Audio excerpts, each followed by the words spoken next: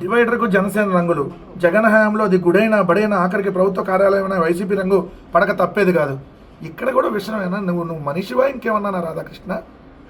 ఏంది గుడికి బడికి మేము రంగులు వేసామా? ఏ గుడికి వేసాం? ఏ మెడికల్ కాలేజీకి వేసాం? అన్నీ మేము కట్టినాయి కదా. ఎక్కడ వేసాం? వైఎస్ఆర్సీపీ రంగులు ఏదైనా ప్రభుత్వ మెడికల్ కాలేజీకి వేసామా?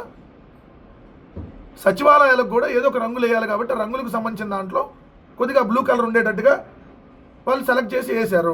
అది కూడా ఎక్కడికక్కడ పంచాయతీలకు సంబంధించి దాని మీద 4,000 కోట్లని మీరు తప్పుడు ప్రచారం చేసి మళ్ళీ అసెంబ్లీలో సిగ్గు లేకుండా దొరికిపోయి 100 కోట్ల లోపే అని చెప్పారు.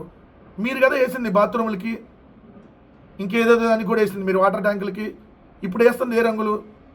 పసుపు రంగులు వేసి ఇప్పుడు జనసేన రంగులు ఎట్లా వేశారు? ఇది జనసేన వాళ్ళు ఇప్పుడు గుంటూరులో రూరల్ మండలం వెంగళాయపాలెంలో ఏదైతే వంగవీటి విగ్రహానికి స్థానిక జనసేన కార్యకర్తలు ఏర్పాటు చేశారో దానికి సంబంధించి ఆ దారిలో గ్రామంలో ప్రధాన రోడ్లోని డివైడర్కు మంగళవారం జనసేన రంగులు వేశారు.